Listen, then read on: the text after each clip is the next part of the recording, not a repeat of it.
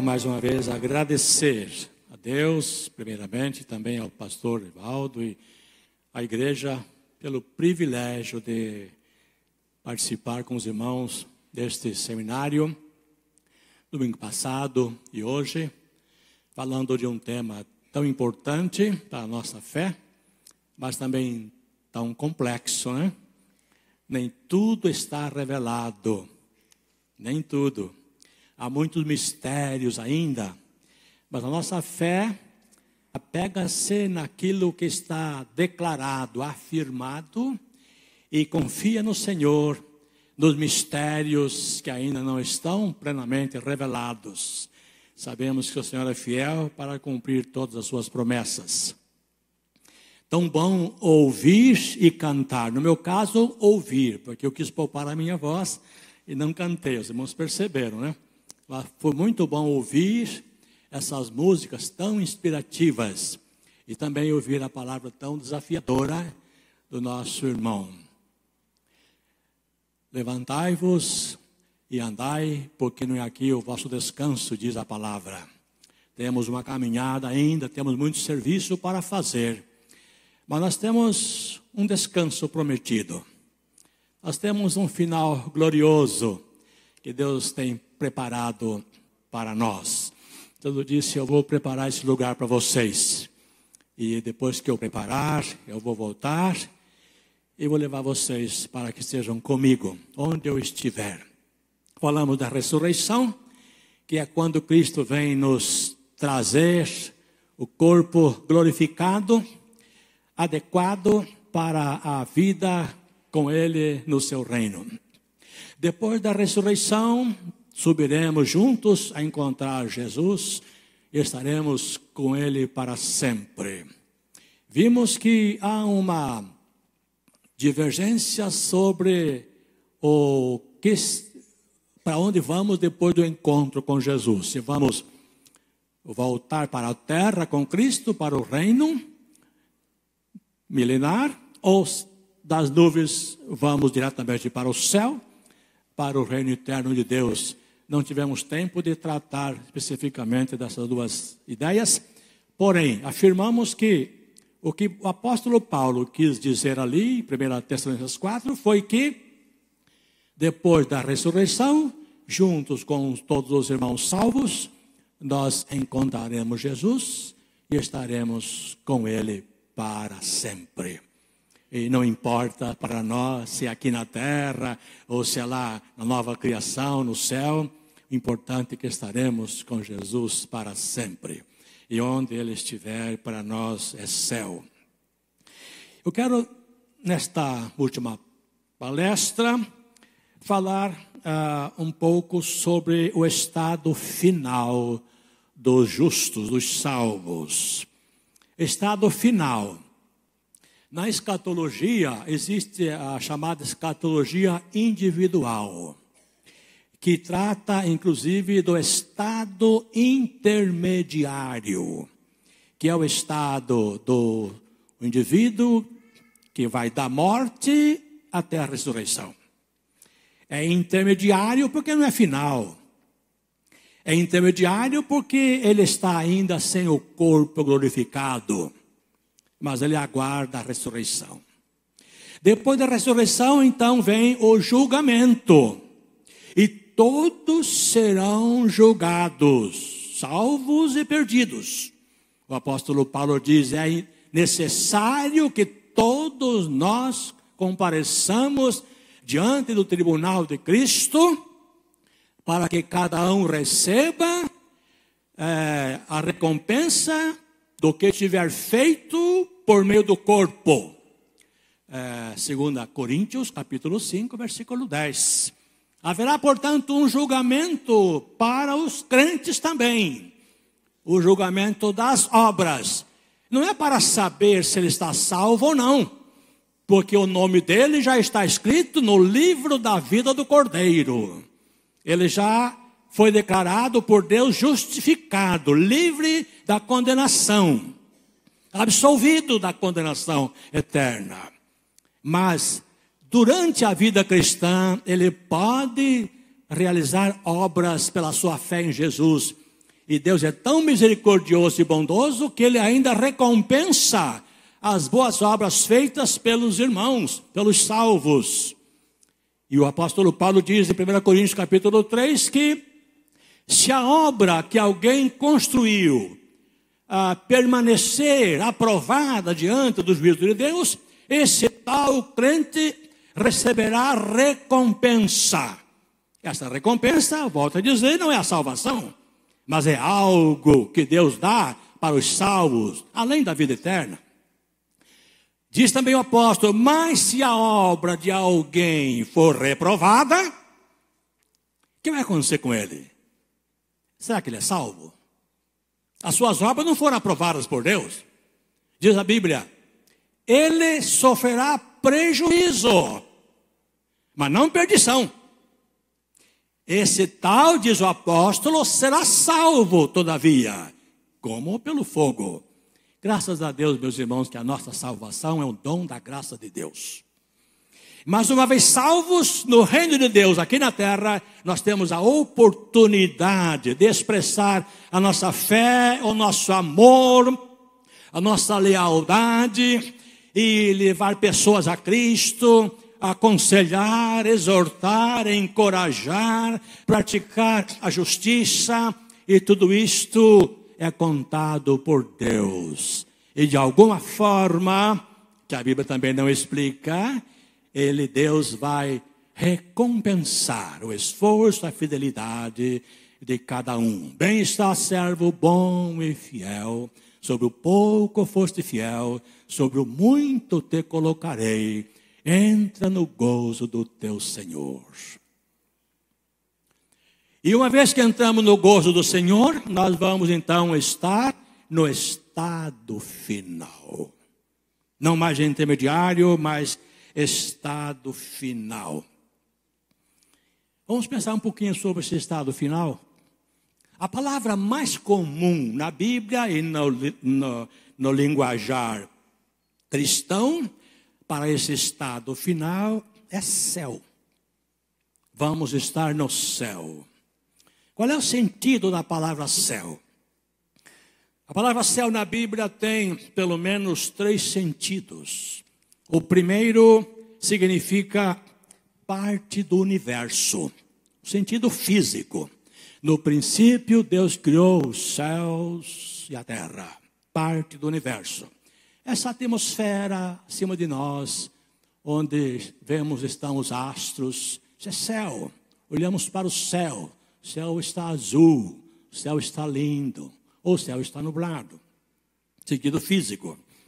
O segundo sentido, a palavra céu na Bíblia pode significar um sinônimo para Deus. Pequei contra o céu, diz o filho pródigo, e perante ti. Jesus perguntou aos discípulos, aos fariseus, aliás, de onde era o batismo de João? Do céu ou dos homens? Quer dizer, de Deus ou dos homens? No Evangelho de Mateus, a expressão reino dos céus refere-se ao reino de Deus nos demais evangelhos. Mateus usa reino dos céus. Marcos e Lucas, reino de Deus. Portanto, céu é uma espécie de sinônimo para Deus. Mas o terceiro sentido da palavra céu, que nos interessa mais neste momento, é como habitação de Deus. Céu como habitação de Deus e dos anjos. Lá em Deuteronômio 26, verso 15.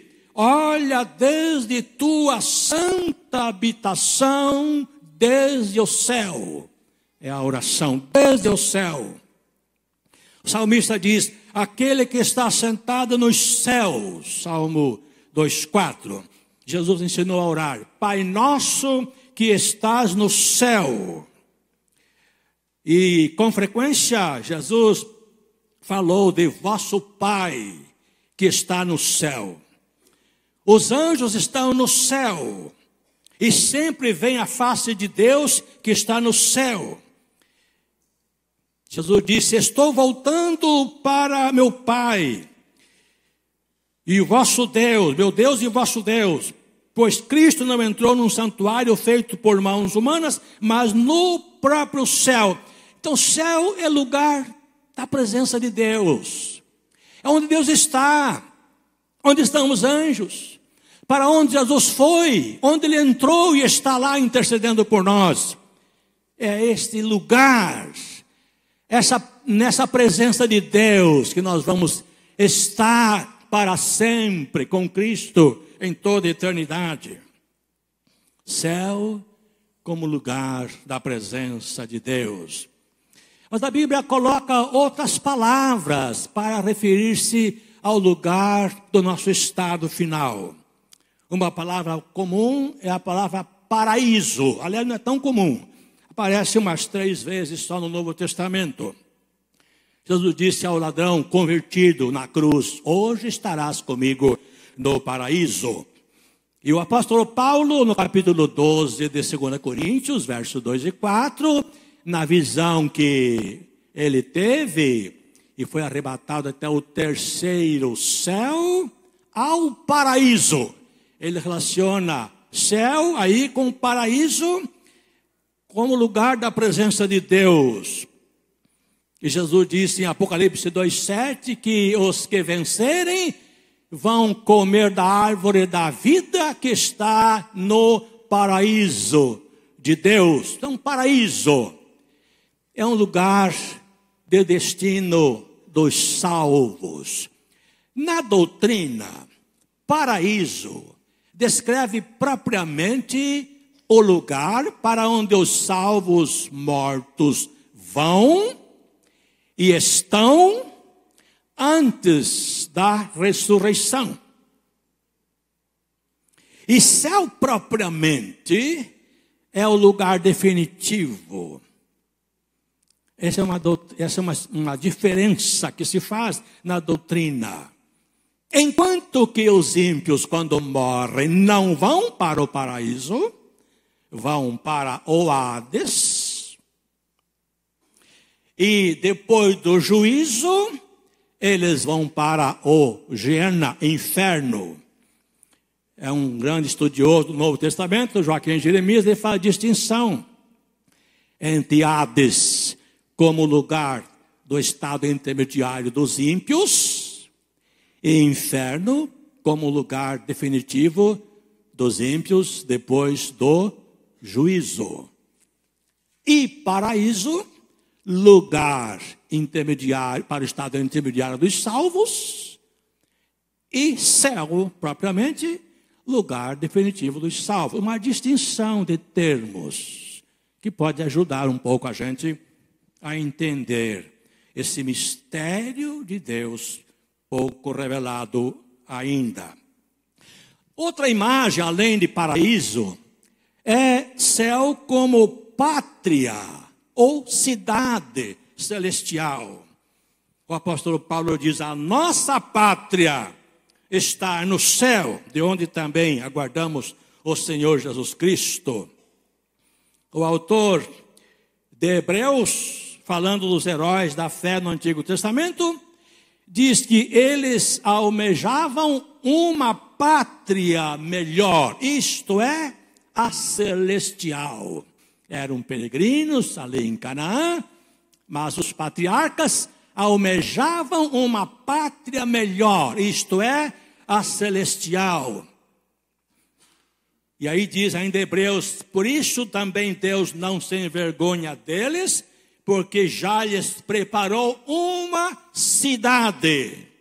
E o Apocalipse fala da cidade santa, a nova Jerusalém, que descia do céu, da parte de Deus, enfeitada como uma noiva preparada para o seu noivo.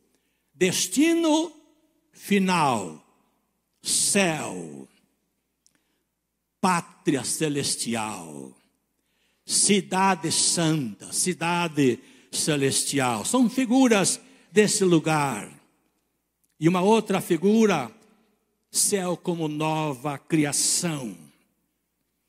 O profeta Isaías fala que Deus vai criar novos céus e nova terra. As coisas passadas não serão lembradas, nem serão mais recordadas. Isaías 65, 17. E o apóstolo Pedro, talvez fundamentado na mesma profecia de Isaías, diz: é necessário que o céu receba Jesus até o tempo da restauração de todas as coisas. E ainda o apóstolo Pedro, na sua segunda carta, diz: nós, segundo a sua promessa, aguardamos novos céus e nova terra, nas quais habita a justiça. E Paulo diz que a criação, esta criação, ficou sujeita à inutilidade, por causa daquele que a sujeitou, para a liberdade, aliás, na esperança de que também a própria criação seja libertada do cativeiro da degeneração para a liberdade da glória dos filhos de Deus. Uma nova criação. E João, o Apocalipse diz: vi novo céu, nova terra, porque o primeiro céu, a primeira terra passaram. Uma nova criação, um novo lugar. Este mundo, esta terra foi amaldiçoada, ficou sob maldição de Deus por causa do pecado. Maldita é a terra, disse Deus. Mas no céu, essa nova criação não está sob a maldição de Deus. O Apocalipse 22 diz: nela não há maldição. Nada que contrarie a santidade divina, a justiça de Deus. É lugar de justiça, da presença santa e gloriosa de Deus. Paraíso, cidade, pátria, nova criação, céu. Lugar onde Deus está. O lugar onde Jesus entrou e está. Lugar onde os anjos estão ao redor do trono do Pai. Lugar para onde vamos. Não só lugar, mas estado, condição de existência. E qual é esse estado? Qual é essa condição? Primeiro, estaremos na presença de Deus. É isso que vai fazer diferença. Na presença de Deus. João, no Apocalipse, diz que o tabernáculo, a morada de Deus está com os homens, pois com eles habitará. Observe que quando o pecado entrou no mundo, no jardim do Éden, Deus se afastou, o homem foi tirado dali, e o pecado se interpôs entre o homem e Deus. E há uma distância moral e espiritual entre a humanidade e Deus. E nessa distância a humanidade vive.